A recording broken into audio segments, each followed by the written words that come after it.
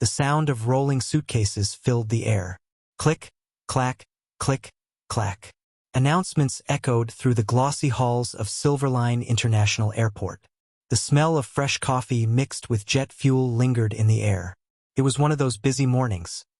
People rushing, phones buzzing, lives moving fast. And in the middle of it all walked Sophia Miller. A straw hat sat loosely on her head. Her faded denim jacket looked like it had seen 1,000 sunrises over wheat fields. The hem of her old jeans brushed against her dusty boots. She moved slowly, with the calm grace of someone who didn't need to prove anything to anyone. But in an airport full of suits and heels, she looked different. Too simple. Too out of place. A flight attendant's polite smile flickered for a second when she saw Sophia approach the first-class check-in counter. "Good morning, ma'am," the attendant said, her tone tight. "I think economy check-in is to your left." Sophia looked up, her blue eyes kind but steady. "Oh, thank you," she said softly. "But I believe my ticket says first class." The attendant blinked, confused, then forced a laugh. "Of course," she said, taking the ticket with a slightly raised brow. But her eyes scanned Sophia's clothes again. The straw hat, the scuffed boots, the worn leather bag slung over her shoulder. Behind her, a man in an expensive gray suit, Robert Langford, a well-known real estate developer, tapped his foot impatiently. "Is there a problem here?" he asked, his voice sharp, his cologne strong. "No problem," the attendant said quickly, but Robert's eyes had already landed on Sophia. He gave her a quick, dismissive glance. "Some people really like to test the limits of the system," he muttered, just loud enough for her to hear. Sophia didn't respond. She simply smiled, a quiet, almost knowing smile, and stepped aside. As she walked toward security, a few heads turned. Whispers followed her. Who let her in first class? She must have used her last savings on that ticket. But she didn't look back. Her hands trembled slightly as she clutched her boarding pass, but her steps stayed calm, unhurried. At the gate, the same attendant met her again. "Mrs. Miller," she said, lowering her voice. "I'm sorry, but there seems to be a mix-up with your ticket." "A mix-up?" Sophia repeated softly. "Yes, it appears your ticket isn't valid for first class," the woman said, forcing a polite smile. "We can seat you in economy. It's still a lovely seat." Sophia stared at the woman, her eyes searching, then nodded slowly. "If that's what you need to do," she said gently. Robert, standing nearby, let out a small chuckle. "Knew it," he whispered to another passenger. Sophia heard him. For a moment, something flickered in her eyes. Not anger, not pride, just quiet understanding. She turned toward the large airport window. Outside, the sunlight glinted off a sleek, white private jet parked near the runway. It looked untouched by the chaos. Polished, perfect, waiting. And then, the corner of her mouth curved into the faintest smile. The intercom crackled. "Final boarding call for Flight 708 to Geneva. First-class passengers, please proceed." Sophia adjusted her hat, glanced once more at the jet outside, and whispered to herself, "Maybe it's time they learned the truth." She turned and walked back toward the gate, calm and composed. The attendant blinked. "Ma'am, where are you going?" Sophia's boots echoed softly on the polished floor as she said, "To get what's mine." A quiet storm is brewing behind Sophia's calm eyes. But what exactly is she hiding? And why does she keep glancing at that private jet? Backhand index pointing right. What would you do if someone judged you by your appearance before knowing your story? The air in the terminal had shifted. That subtle tension, the kind that hums right before a storm, followed Sophia as she walked back toward the gate. The flight attendant, Emma, blinked rapidly when she saw her returning. "Ma'am, I already explained." Sophia smiled gently. "Yes, you did." She reached into her old leather bag and pulled out a thin, silver envelope, the kind embossed with gold lettering that glimmered under the light. Emma frowned. "What's that?" "My real ticket," Sophia said, sliding it across the counter. Emma's fingers trembled slightly as she opened it. Her eyes widened. Her polite expression froze into silence. Then she looked up, blinking twice. I'm so sorry, Mrs. Miller. I didn't realize. Sophia tilted her head. It's all right, dear. You were just doing your job. Behind her, Robert's voice sliced through the awkward quiet. Oh, come on, he said, scoffing. She probably printed that herself. What's next? She owns the airline. A few passengers snickered. One woman in a red coat whispered, Poor thing. She's delusional. Sophia turned her head slowly, meeting Robert's smirk with a calm that almost unnerved him. You seem to have a lot of opinions for someone who doesn't know me, she said softly. He chuckled. I know the type. People like you always want to sneak into places you don't belong. For a moment, silence. Even Emma froze, unsure whether to intervene. Then Sophia leaned slightly closer, her voice barely above a whisper. Funny, she said. That's exactly what they said the first time I bought a piece of land no one else wanted. Robert frowned. Excuse me? But before he could ask more, Emma interrupted quickly. Her tone completely changed. Respectful now, almost nervous. Mrs. Miller, your seat in first class is ready. We'd be honored to have you board first. Robert blinked. Wait, what? Sophia nodded, thanked Emma, and began walking down the jet bridge. The sound of her boots echoed, steady, confident. Inside the aircraft, the first-class cabin shimmered with quiet luxury. Cream leather seats, golden reading lamps, and the faint scent of vanilla. Passengers turned to look as she entered, some out of curiosity, some out of disbelief.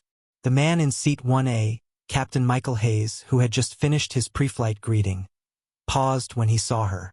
His eyes lit up in recognition. Mrs. Miller, he said warmly. It's good to see you again. Every nearby head turned. Sophia smiled, tipping her straw hat politely. Good to see you too, Captain. How's your daughter? Still running her flower stand? He chuckled, surprised she remembered. She is. Doing well, thanks to your help. Robert, still standing in the aisle, froze mid-step. Wait a minute, he muttered. The captain glanced at him, then back at Sophia.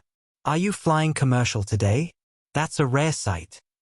Sophia shrugged, smiling. Thought I'd try something different. It's been a while since I've flown with others. Robert's mouth opened slightly. You two know each other. The captain grinned. Know her? Son, half the airport knows her. Mrs. Miller owns Miller Aerotech, the company that builds the engines for half our fleet. The entire cabin went quiet. Emma, standing behind Robert, looked pale. Robert himself went rigid, color draining from his face. Sophia gave a soft laugh, the kind that carried no arrogance, just truth. I'm still a farmer, though, she said. I just learned to build machines that fly over my fields instead of plowing them. The engines roared to life outside. The plane began to taxi. Sophia settled into her seat, watching the sunlight dance on the wing. For the first time that morning, she allowed herself a slow breath. But something inside her still stirred, a quiet memory, an old pain she wasn't ready to share. She touched the small silver locket around her neck and whispered, You'd laugh if you saw this, wouldn't you, Dad? Outside, the private jet she had looked at earlier gleamed brighter than ever, her own aircraft, waiting quietly on the tarmac. The truth had begun to surface, but what was Sophia really doing on this flight, when her own jet waited outside? White right pointing backhand index. Have you ever been underestimated, and secretly loved proving them wrong? The soft hum of the engines filled the cabin. Outside, the morning light shimmered against the clouds, golden, endless, peaceful. But inside first class, you could still feel the unease. Robert hadn't spoken since takeoff. He sat 2 rows behind Sophia, pretending to read his magazine, but his eyes kept drifting to the woman in the straw hat. The same woman he'd mocked not 30 minutes ago. Who was she, really? Sophia sat quietly, her hands folded in her lap. The soft clink of glassware and the whisper of silk uniforms filled the space. She accepted her cup of tea with a polite nod, her mind elsewhere.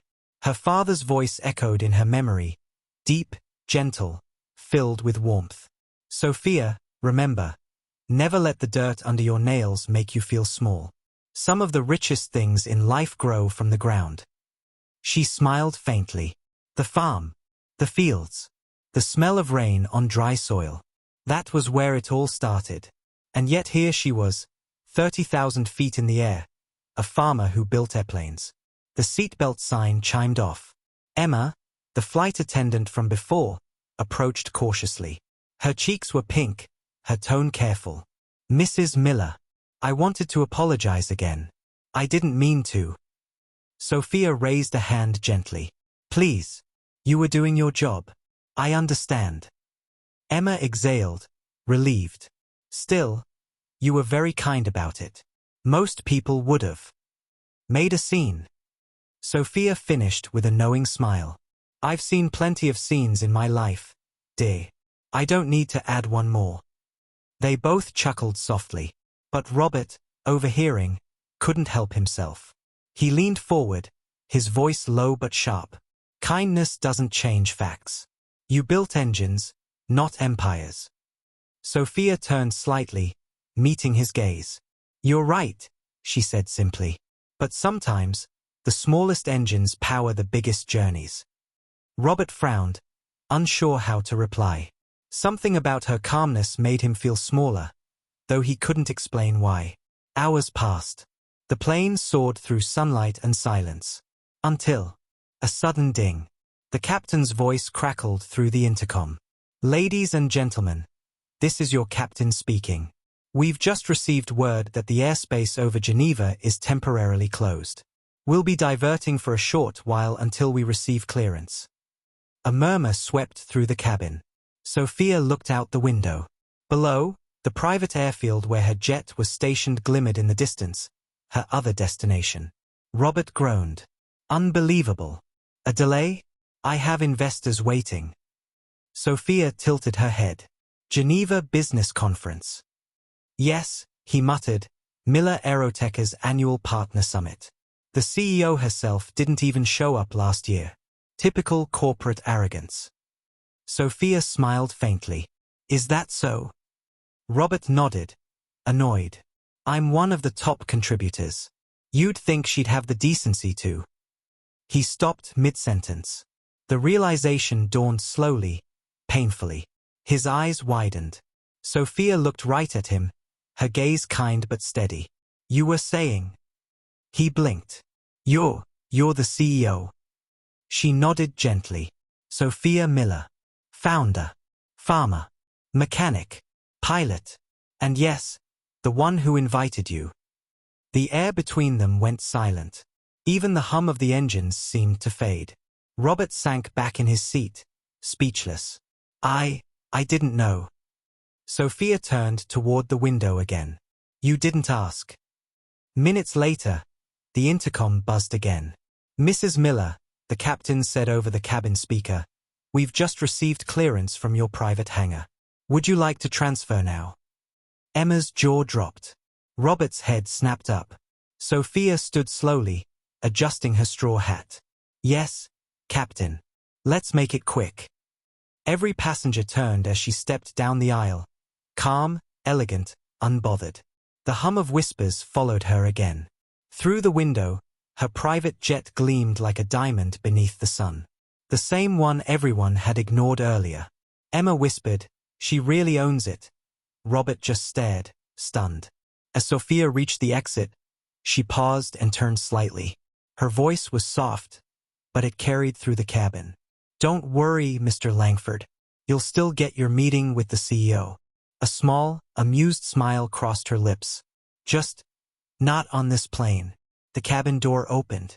A rush of warm wind swept in, carrying the scent of jet fuel and freedom. Sophia stepped out, her boots echoing against the metal stairs, and walked toward her private jet. The engines purred, waiting for her touch. She'd revealed her name, but her reason for being on that flight still remained a mystery. What was she really after? Backhand index pointing right. Have you ever wanted to prove someone wrong? Not with words, but with quiet action? The sun was starting to dip behind the clouds, washing the runway in shades of gold and silver. Sophia walked slowly toward her jet, sleek, ivory white, with her family crest embossed on the tail. The letters M01 shimmered in the light. The crew stood in perfect formation, waiting for her. The pilot, Captain Hayes, gave a respectful nod. "Welcome back, Mrs. Miller. Everything's ready for departure." Sophia smiled softly. "Thank you, Michael. I didn't expect to be back in this seat so soon." He grinned. "You were never one for staying grounded." She laughed, a warm, low sound carried away by the wind. Then she turned her gaze back toward the terminal, the first-class plane still waiting in the distance. She could almost see Robert through the small round window, still staring in disbelief. For a long moment, Sophia said nothing. The breeze tugged gently at her hat. Then, quietly, she whispered, "Let's show them what a farmer can build." Inside her jet, everything was quiet, modern, but warm. Polished oak tables, soft cream seats, a single photo framed near her chair. Her father, standing beside an old crop duster, smiling proudly. Sophia sat down, tracing her fingers over the picture. "You'd be proud, Dad," she murmured. "We made it from the fields to the sky." Her assistant, Evelyn, appeared with a tablet. "Mrs. Miller, the Geneva team is asking if you'll still attend the summit." Sophia nodded. "I wouldn't miss it, but I think I'll be arriving with company." Evelyn raised a brow. "Company?" Sophia smiled. "That plane over there, Flight 708, it's full of people who still think success wears a suit. I think they could use a reminder." Evelyn grinned. "So, you're inviting them?" "Eventually," Sophia said, sipping her tea. "But not before they see who I really am." The engines began to hum, and the jet lifted gracefully into the sky. The clouds parted, sunlight spilling across the cabin like liquid gold. Sophia closed her eyes for a moment, remembering. The early mornings in the dirt. The years she was laughed at for dreaming too high. The days she fixed engines by hand while men told her she'd never last in aviation. She'd endured it all. And now she owned the skies. But beneath that pride was something quieter. Something still unfinished. Evelyn broke the silence. "Sophia, may I ask something?" Sophia nodded. "Why did you fly commercial this morning?" Sophia looked out the window, her voice soft. "To remember what it feels like to be doubted." She smiled faintly. "It keeps me grounded." Her jet began to descend toward Geneva. The city lights shimmered like 1,000 promises below. "Prepare the landing, Captain," Sophia said. "And let the conference know. I'll be arriving a little early." The captain's voice came over the intercom. "Yes, ma'am." "And the other plane?" Sophia's eyes glinted. "Let them land right after us. I'll be waiting." As the jet cut through the evening air, her reflection in the window seemed to smile back. Calm, steady, unstoppable. End of chapter 4. She was on her way to Geneva. But what would happen when those who had mocked her came face to face with the truth? Backhand index pointing right, would you forgive someone who once looked down on you? Or would you make them feel what you felt? Chapter 5. When the sky fell silent. The conference hall in Geneva glittered with glass and light. Reporters, investors, and executives filled the room. A symphony of voices and camera flashes. Then the doors opened. Sophia entered. Her boots tapped softly on the marble floor, every step echoing through the hush that fell over the crowd. Gone was the straw hat, now replaced by a tailored white suit, simple yet powerful. Robert stood near the podium, frozen mid-conversation. His glass of champagne trembled in his hand. "Sophia Miller," the announcer's voice boomed, "founder and CEO of Miller Aerotech." Applause erupted, but Robert didn't move. He just stared. Sophia smiled at him, calm as always. "Mr. Langford," she greeted, her tone polite. "I believe you had some concerns about the company's direction?" Robert's throat tightened. "Mrs. Miller, She held up a hand. "It's all right. I appreciate honesty. You spoke what you believed." "But belief," she said, stepping closer, "means nothing without understanding." He swallowed hard. "I misjudged you." Sophia's gaze softened. No, you judged what you could see. We all do that sometimes. She paused. What matters is what we learn from it. The crowd listened in silence. You could almost hear the sound of hearts shifting. Sophia turned toward the audience. When I started this company, they said I didn't belong. I was a farmer's daughter. What did I know about planes? But I knew how to build things that last. And I knew the sky belonged to anyone brave enough to reach for it. Applause rippled again, louder this time. Cameras flashed. Robert lowered his gaze. I'm sorry, he whispered. Sophia smiled gently. Don't be. You gave me a story worth telling. After the conference, Sophia stepped outside onto the balcony. The night air was cool, the city lights glowing below. Evelyn joined her quietly. It went perfectly, she said. Everyone's talking about you. Sophia looked up at the stars. Let them talk. I just want them to remember. Remember what? Evelyn asked. Sophia's voice was soft, almost a whisper. That humility isn't weakness. Sometimes it's power in disguise. The wind brushed her hair, carrying the faint scent of jet fuel from the airfield below.